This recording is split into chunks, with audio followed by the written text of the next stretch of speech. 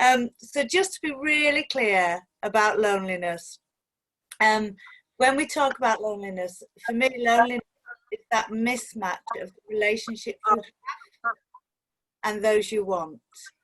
It is that internal trigger that tells us to seek company. So it is not something to be stigmatized. It is something that is an internal warning system that tells us that we need a particular company. So as thirst tells us we need to drink and hunger tells us we need to eat, loneliness tells us that we are missing something in our life. So that is that company. And we often say loneliness describes the pain of being alone, as solitude describes the joy of being alone. But loneliness is not just about being alone. I think for a lot of people in these times of social distancing and isolation, there will become a strong connection between loneliness and isolation. But loneliness and isolation are two very different things. Sometimes they do come hand in hand, but sometimes they're very separate. So you can be incredibly lonely in a family and in a crowd, and you can be very, very able and confident on your own. I think isolation, and the reason why I think quite a lot of people will be experiencing loneliness quite severely at this time, is where there's no choice to be alone. So we spoke to a few people who have to self-isolate and to be alone. And with these measures that are in place now, for some people, there is no choice but to be alone. Some people seek solitude, but very few of us will seek to be lonely. Because it really is not good for our health.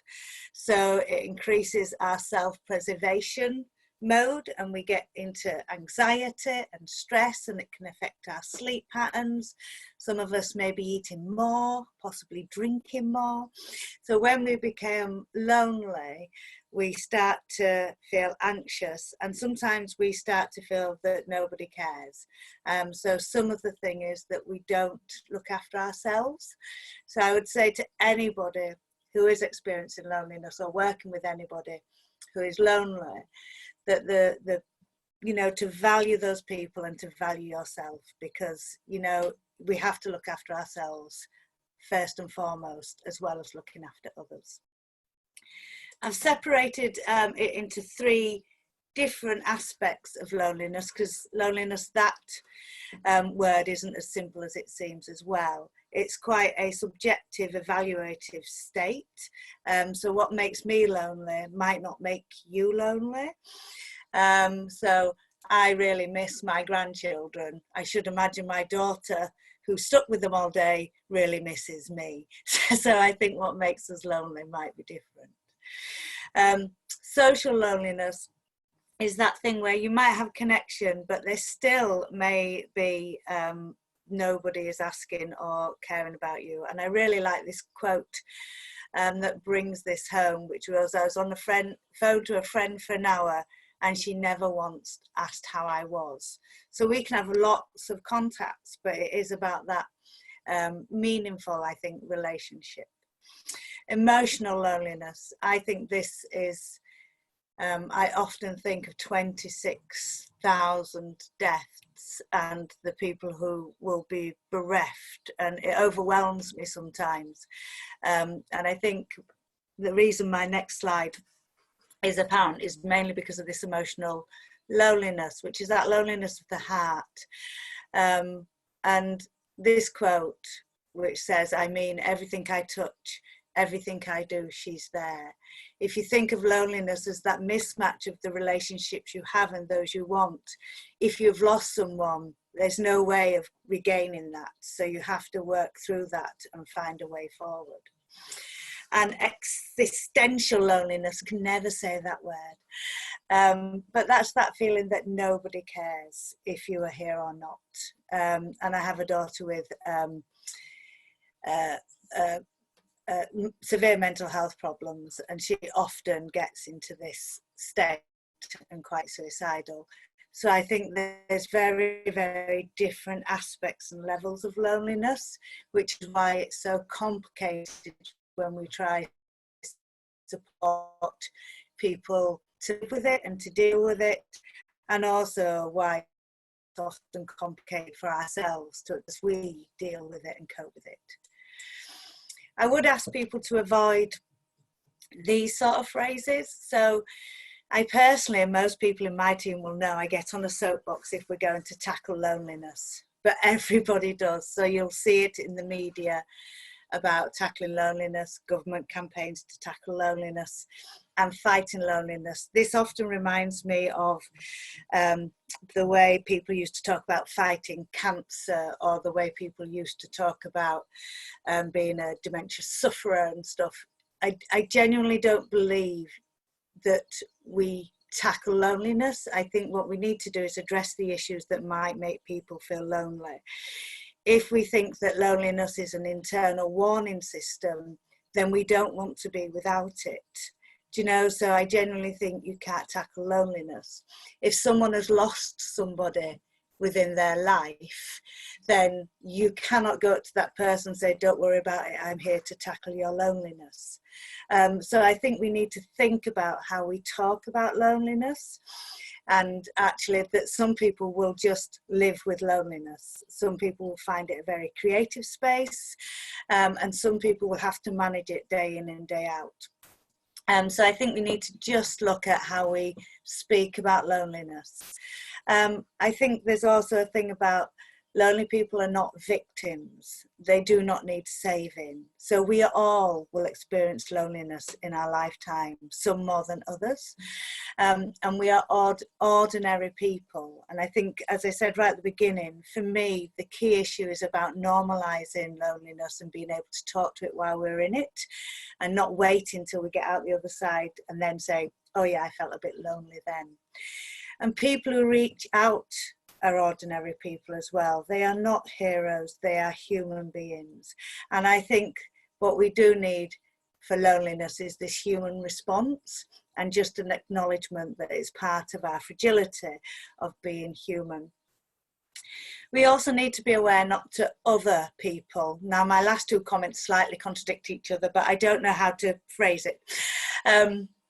So I often think that when we create an us, we often create a them, and we have to be very careful not to other people. So anybody will, and I've used younger and older people as an example here, but we will often see loneliness put in groups of carers, or people with mental health problems, or older people, or young people. And sometimes you actually see the deserving and undeserving lonely. Do you know? So there becomes a hierarchy of who we value and who we want to support through loneliness. So I think we need to consider that loneliness is complex and it is an individual experience. So how do we explore that? And also, we should try not to group people. And as you've seen, I've just grouped people into younger and older people. But it's very difficult when you start putting people in one great big homogenous group. As I say, what may make somebody lonely may not make someone else lonely. So these are just some things to be mindful of when we're looking at loneliness and talking about it. I've always looked at loneliness from a neighbourhood approach, so from a place perspective.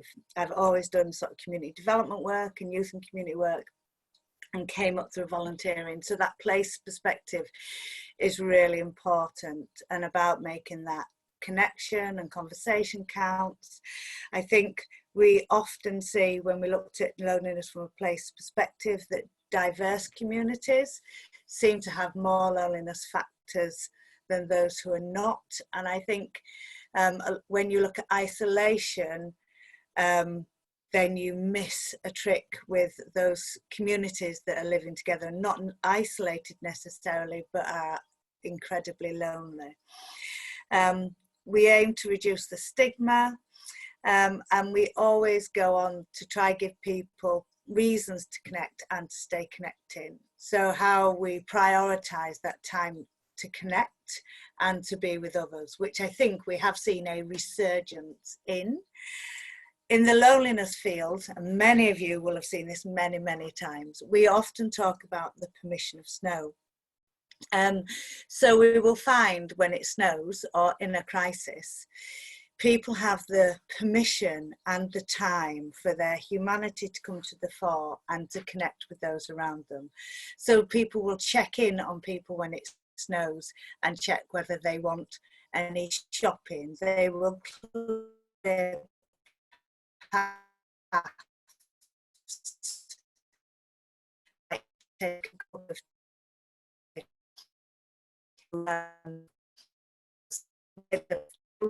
talk about it. I think that. Can you still hear me?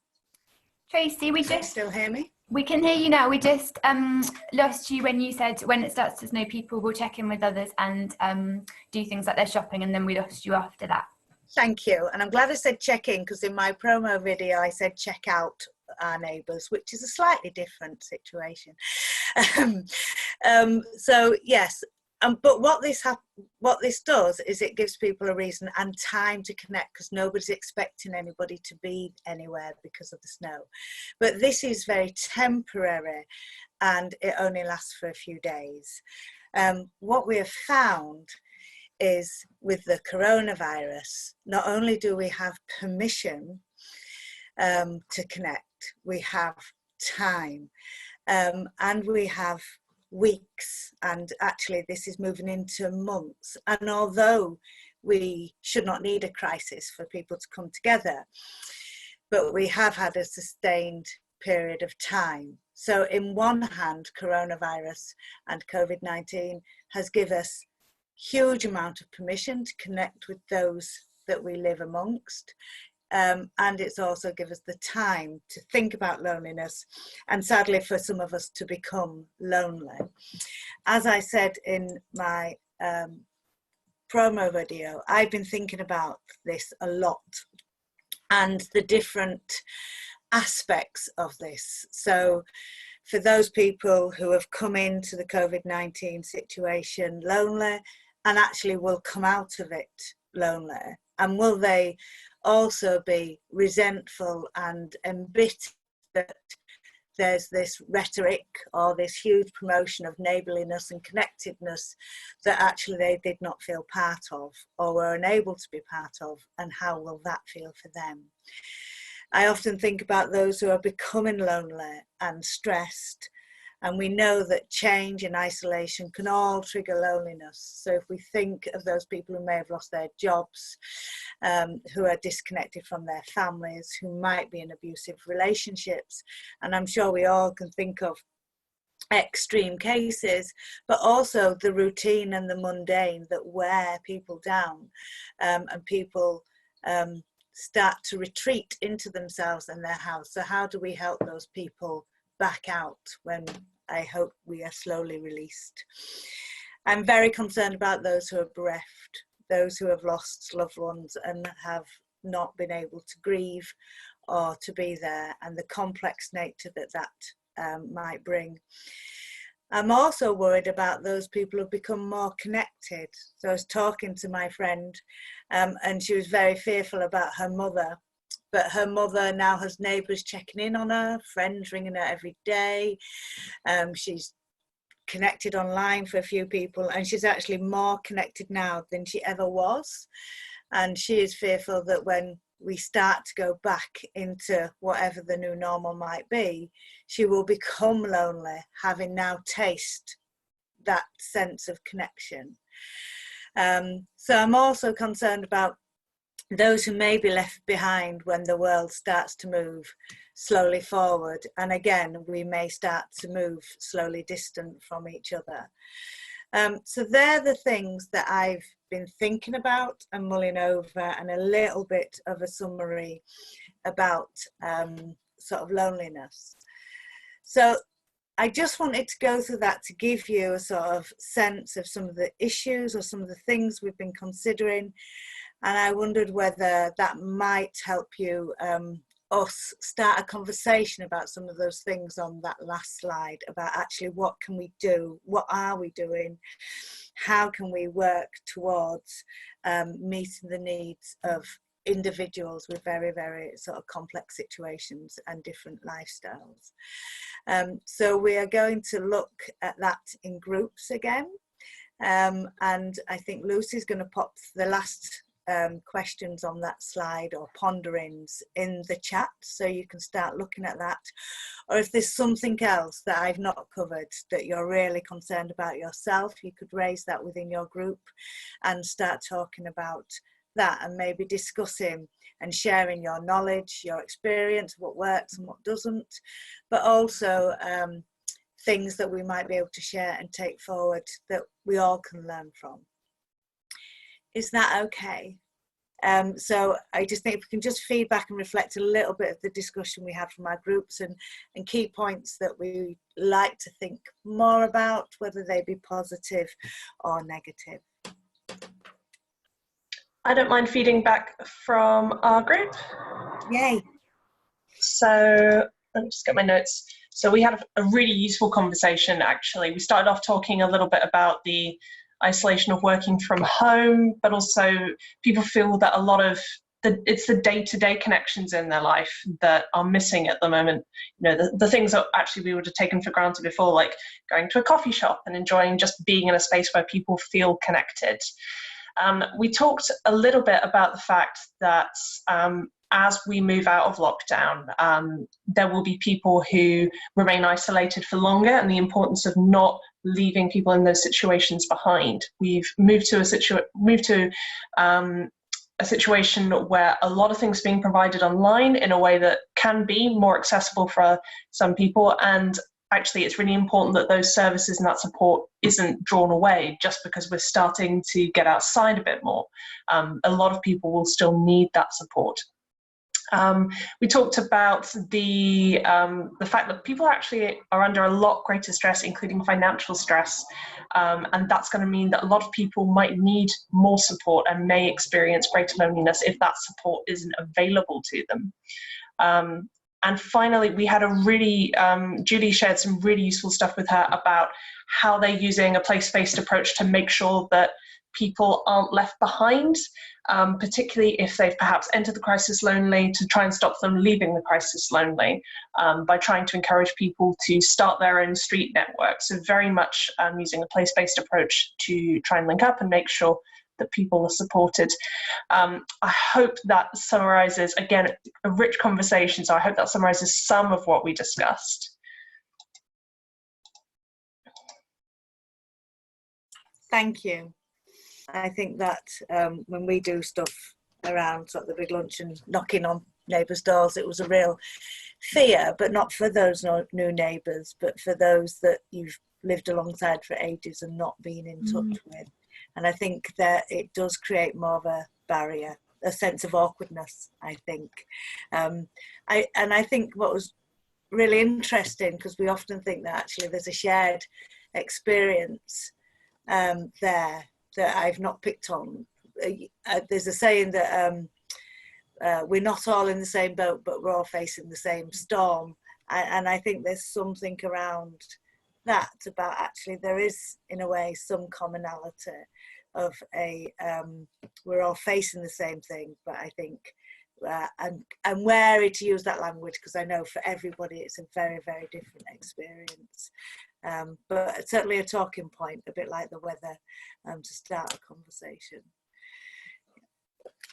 Who else would like to go?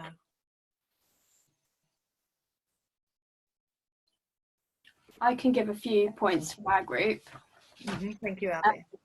So we were saying just recognising the importance of being more intentional with how we connect with each other at this time.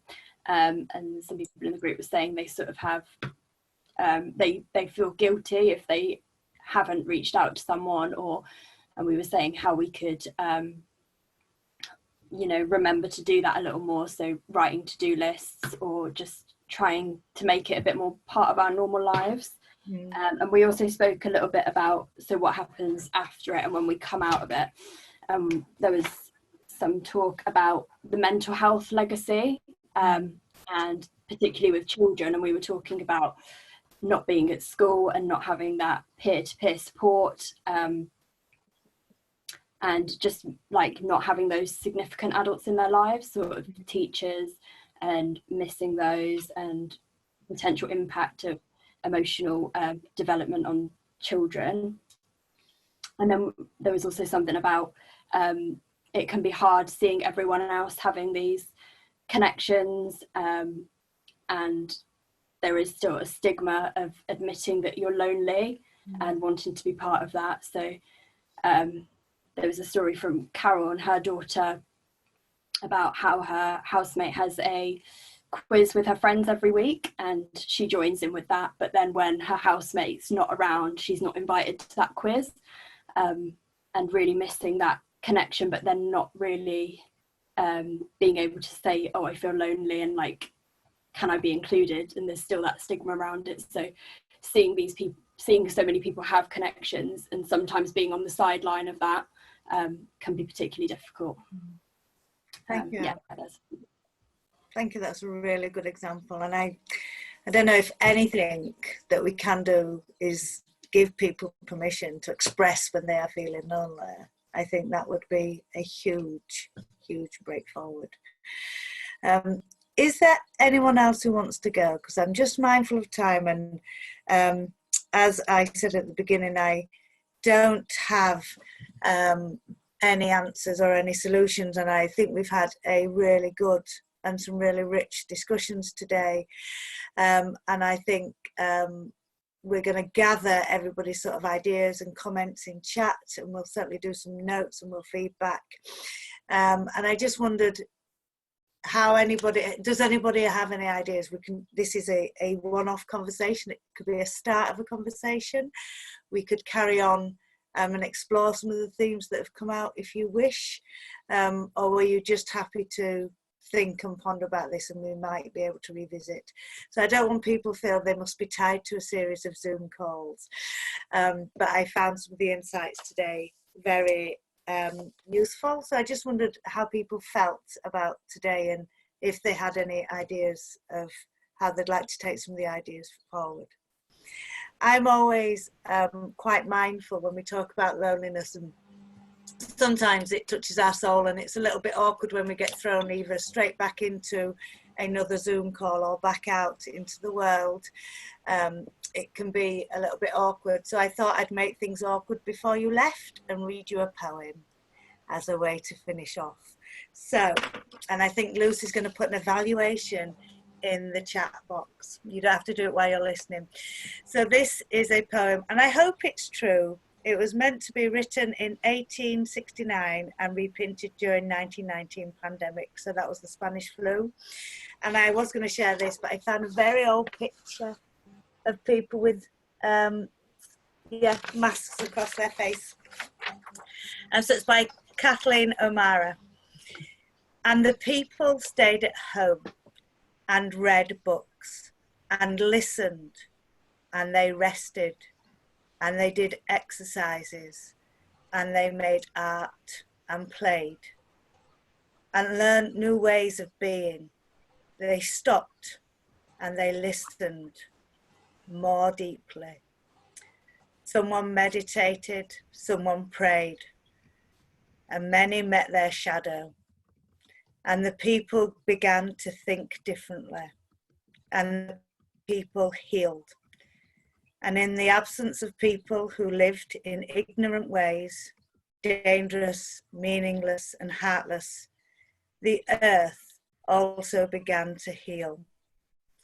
And when the danger ended and the people found themselves, they grieved for their dead, and they made new choices and dreamed of new visions and created new ways of living and completely healed the earth just as they were healed.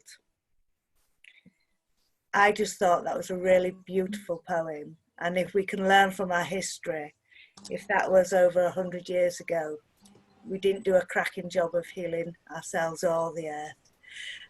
So I'm hoping that we do a better job of it this time. So I just wanted to end with that as a way to say thank you. And I suggest you take a minute or two to yourselves and take a nice deep breath. before you go back and enjoy your Tuesday. And I am eternally grateful for you coming and joining this session today.